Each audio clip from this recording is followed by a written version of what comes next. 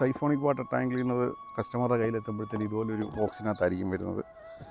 ഇത് നമ്മൾ ഓപ്പൺ ചെയ്യുമ്പോൾ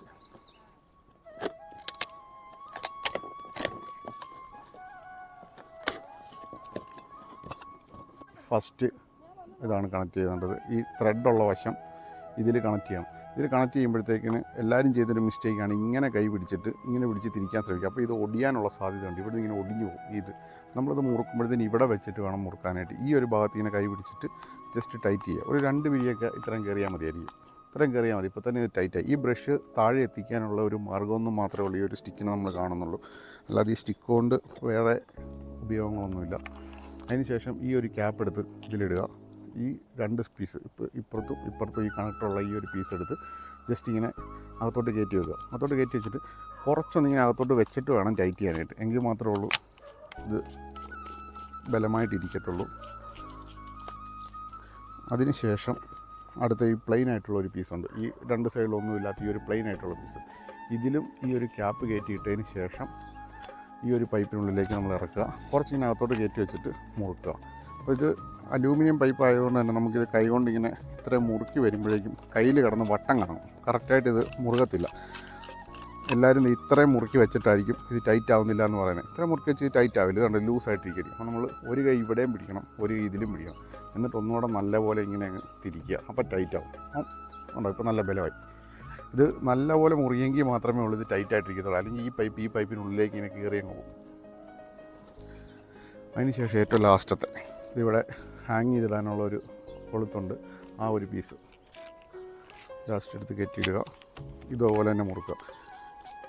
ഈ കപ്ലിങ്ങിന് മുറുക്കുന്ന ഏറ്റവും അവസാന ഘട്ടം വരുമ്പോൾ വേറെ എവിടെയെങ്കിലും കൂടെ ഒന്ന് കൈ പിടിച്ചുകൊണ്ട് വേണം മുറുക്കാനായിട്ട്. അപ്പോൾ നമുക്ക് കുറച്ചും കൂടെ ഒന്ന് ബലം കിട്ടും.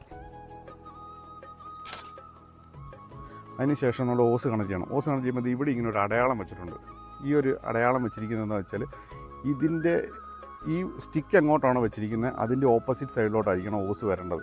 അതായത് സ്റ്റിക്ക് ഇങ്ങോട്ടാണ് വെച്ചിരിക്കുന്നതെങ്കിൽ ഈ ഓസ് കണക്ട് ചെയ്യുന്നത് ഇതിൻ്റെ ഓപ്പോസിറ്റ് സൈഡിലോട്ട് ഇരിക്കണം. ഇത് ഇങ്ങനെ ഇങ്ങോട്ടൊക്കെ തിരിഞ്ഞാണ് ഇരിക്കുന്നതെങ്കിൽ നമുക്ക് ഈ സൈഡ് ക്ലീൻ ചെയ്യുമ്പോൾ ഇവിടെ മുട്ടും. ഇവിടെ മുട്ടാതിരിക്കാൻ വേണ്ടിയാണ് ഒരടയാളം പോലെ ഇങ്ങനെ വെച്ചിരിക്കുന്നത്. ജസ്റ്റ് ഇങ്ങനെ ഓപ്പോസിറ്റ് സൈഡിലോട്ട് വെക്കുക. അത് കഴിഞ്ഞിട്ട് നമ്മുടെ ഈ ഓസ് എടുക്കുക. ഓസ് ജസ്റ്റ് ഇതുപോലെ ജസ്റ്റ് ഇങ്ങനെ ഒന്ന് കയറ്റി വെച്ചാൽ മതി. അപ്പം ഇതിനുള്ളിലൊരു വാഷറുണ്ട്. ഇതിലേ കൂടി ആയിരിക്കും നമ്മൾ ഈ ബ്രഷ് കൊണ്ട് ഇളക്കി വിടുന്ന ചെളി ഈ ഹോളിലൂടെ കയറി ഇങ്ങനെയാണ് മേളിലോട്ട് പോകുന്നത്. അപ്പോൾ ഇതിനകത്തൊരു വാഷറുണ്ട്. ഈ വെള്ളം തിരിച്ച് ഇതിനകത്തോട്ട് പുറത്തോട്ട് വരാതിരിക്കാൻ വേണ്ടിയുള്ള ഒരു വാഷർ ഇതിനകത്ത് വെച്ചിട്ടുണ്ട്. അപ്പോൾ ഈ ഓസ് നമ്മൾ എങ്ങാനും ഊരി വല്ലതും പോവുകയാണെങ്കിൽ തന്നെ ജസ്റ്റ് ഈ ഒരളവ് ഇത്രയും മാത്രമേ ഉള്ളൂ ഇതകത്തോട്ട് കയറ്റി വെക്കാവുള്ളൂ. ചിലവരിത് ടൈറ്റായിട്ടിരിക്കട്ടെ എന്ന് ഓർത്തിട്ട് ഒത്തിരി തള്ളി വെക്കരുത്. ഒത്തിരി തള്ളി വെച്ച് കഴിഞ്ഞാൽ ഈ വാഷർ മേളിലോട്ട് പൊങ്ങത്തില്ല. പൊങ്ങിയില്ലെങ്കിൽ വെള്ളം കയറി വരില്ല.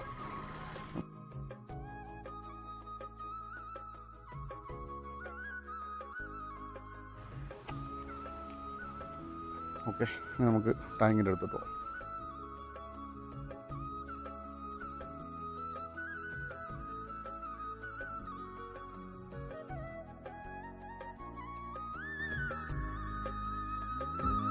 ഇതുണ്ടോ? അതെ, ഇത് നോക്കിയാണേ. ഇതിങ്ങനെ നമ്മൾ ആദ്യം ഇങ്ങനെ ചേർത്ത് തന്നെ പിടിക്കുക. ഇതുണ്ടോ? ഇതിൻ്റെ നടുക്ക് ഇവിടെ ഇങ്ങനെ ഒരു ഹോളുണ്ട്. ഈ ഹോളിനകത്തൂടെയാണ് നമുക്ക് വെള്ളം കയറി വരുന്നത്. ഈ ഹോളിനകത്തൂടെ കയറി ഇപ്പോൾ സ്വാഭാവികമായിട്ട് നമ്മൾ ടാങ്കിനകത്തോട്ട് ഇങ്ങനെ മുക്കുമ്പോഴത്തേക്കിന് ആ വെള്ളം ആ ഹോളിൽ കൂടെ കയറി നമ്മൾ എവിടം വരെ വെള്ളം വാട്ടർ ലെവൽ എവിടം വരെ കിട്ടും അത്രയും വരെ നിറഞ്ഞായിരിക്കും നിൽക്കുന്നത്. അതുകൊണ്ട് ഇപ്പോൾ ഇവിടം വരെ ഓസ് നിറഞ്ഞാണ് നിൽക്കുന്നത്. ബാക്കി നമ്മൾ ഈ റിവേഴ്സ് മോഡിൽ ഇങ്ങനെ പുറയിലോട്ട് ഇങ്ങനെ ഇറക്കി വരണം വെള്ളത്തിലോട്ട്. ചുമ്മാ ഇങ്ങനെ എടുത്തിട്ട് കഴിഞ്ഞാൽ പൊങ്ങി കിടക്കത്തേ ഉള്ളൂ.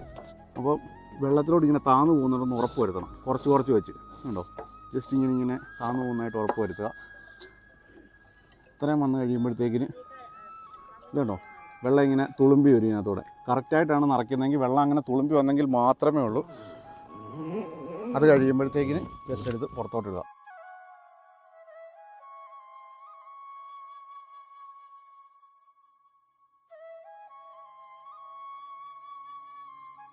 എപ്പോഴെങ്കിലും ഒന്ന് ടാങ്കിനകത്തൊന്ന് കയറി നോക്കണം.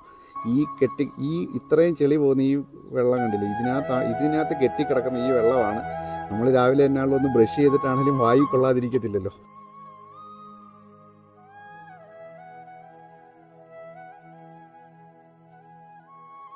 ഈ ചെളി ഇതിനകത്തുള്ളതുകൊണ്ട് ഫുള്ള് ക്ലീൻ ചെയ്തുകൊണ്ട് നിൽക്കാനുള്ള സമയമില്ല. ജസ്റ്റ് ഒന്ന് കസ്റ്റമറെ ഒന്ന് കാണിച്ചു കൊടുക്കാൻ വേണ്ടി വന്നതാണ്. എങ്കിലും ഇതിനകത്തുനിന്ന് വന്ന ചെളിയും ഇത് കാണുമ്പോൾ നിങ്ങൾക്ക് മനസ്സിലാവും ഇത്രയും ചെളി അതിനകത്തൂടെ പോയിട്ടും ഈ വെള്ളം ഒരു ശകലം പോലും കലങ്ങിയിട്ടില്ല. ഇവിടെയൊക്കെ വെള്ളത്തിന് ക്ഷാമമുള്ള സ്ഥലമാണ്. നമുക്ക് വെള്ളം ഒത്തിരി വേസ്റ്റ് ആക്കാനായിട്ടില്ല. ഇങ്ങനെയുള്ളിടത്താണ് ഇത് ഏറ്റവും കൂടുതൽ ഉപയോഗം വരുന്നത്. നമുക്കിപ്പോൾ ഈ ഒരു ടാങ്കിൽ ഇറങ്ങാമെന്ന് പറഞ്ഞാൽ ഇതൊന്നും നടക്കുന്ന കാര്യങ്ങളല്ല. പിന്നെ നമുക്ക് എപ്പോഴും ഇറങ്ങാത്തതുകൊണ്ട് തന്നെ എപ്പോഴും ഇത് ക്ലീൻ ചെയ്യാനും പറ്റത്തില്ല. വല്ലപ്പോഴൊക്കെ എനിക്കൊന്ന് ഇത് വർഷത്തിൽ ഒരിക്കലൊക്കെ ആയിരിക്കും ഒരു പക്ഷേ ഇത് ക്ലീൻ ആക്കിയിരിക്കുന്നത്. അതുകൊണ്ടാണ് ഇത്രയും ചെളി കിടക്കുന്നത്. ഈ ഒരു ആദ്യത്തെ ഒരു ബുദ്ധിമുട്ട് മാത്രമേ ഉള്ളൂ. നമുക്ക് ഇത്രയും സമയം എടുക്കത്തുള്ളൂ ഇത് ചെയ്യാനായിട്ട്. ഇത് ഒരു പ്രാവശ്യം ഒന്ന് ആ ബുദ്ധിമുട്ട് സഹിച്ചൊന്ന് ക്ലീൻ ആക്കി കഴിഞ്ഞാൽ ശരിക്കും മാസത്തിൽ ഒരിക്കലെങ്കിലും നമ്മൾ വന്ന് ജസ്റ്റ് ഒന്ന് നോക്കണം, ടാങ്കിനുള്ളിൽ വന്ന് നോക്കണം. അപ്പം നമുക്ക് ഇത്രയും ചെളി കാണത്തില്ല. ഇതിപ്പോൾ ഒരു 1000 ലിറ്റർ കപ്പാസിറ്റി ഉള്ള ടാങ്കാണിത്. ഏകദേശം എനിക്ക് തോന്നുന്നു ഒരു വർഷത്തോളമായി ഈ ടാങ്ക് കഴുകിയിട്ട്. അതുകൊണ്ടാണ് ഇതിനകത്ത് ഇത്രയും ചെളി വന്നത്. അപ്പം നമ്മൾ ജസ്റ്റ് ഒരു ഡെമോൺസ്ട്രേഷൻ കാണിക്കാൻ വേണ്ടി മാത്രമായിട്ടാണ് ഇന്നിപ്പോൾ ഇവിടെ വന്നത്. അപ്പം നമുക്കിത് ടാങ്ക് ഫുള്ളായിട്ട് കഴുകാനായിട്ടുള്ള സമയമില്ല. അല്ലെങ്കിൽ നമ്മളത് വൃത്തിയാക്കി കൊടുത്തിട്ടേ പോരത്തുള്ളായിരുന്നു. ശരിക്കും ഇതിൻ്റെ ഒരു ഉപയോഗം എന്ന് പറഞ്ഞാൽ വർഷത്തിൽ ഒരിക്കൽ ക്ലീൻ ചെയ്യുക എന്നുള്ളതല്ല. നമ്മൾ ഒരിക്കൽ നല്ല രീതിയിൽ കഴുകി കഴിഞ്ഞാൽ എല്ലാ മാസവും നമ്മൾ ജസ്റ്റ് ഈ ടാങ്കിൻ്റെ അടുത്തൊന്ന് വന്ന് നോക്കണം. ആ ടാങ്കിനടുത്ത് വന്ന് നമ്മൾ നോക്കുമ്പോഴത്തേക്കിന് ടാങ്കിനകത്ത് ഇതിൻ്റെ ഒരു കുറച്ച് ചെളികളേ ഉള്ളൂ കാണത്തുള്ളൂ. ആ ചെളി നമുക്ക് നിസ്സാരമായിട്ട് അന്നേരം തന്നെ നമുക്ക് ഈ ഒരു ഉപകരണം ഉപയോഗിച്ച് നമുക്കത് സിമ്പിളായിട്ട് അത് ചെളി കളഞ്ഞിട്ട് വീണ്ടും നമുക്ക് നല്ല വെള്ളം തന്നെ ഉപയോഗിക്കാൻ പറ്റും. ശരിക്കും ഇത് വില കൂടുതലാണ്. അല്ലെങ്കിൽ ഇതിൻ്റെ കുപ്പിയും അല്ലെങ്കിൽ 2 മീറ്റർ ഓസും ഒക്കെ വെച്ചിട്ട് നമുക്കിത് സ്വന്തമായിട്ട് ചെയ്യാമെന്നൊക്കെ ഉള്ള രീതിയിൽ ഒരുപാട് ആൾക്കാർ പറയുന്നുണ്ട്.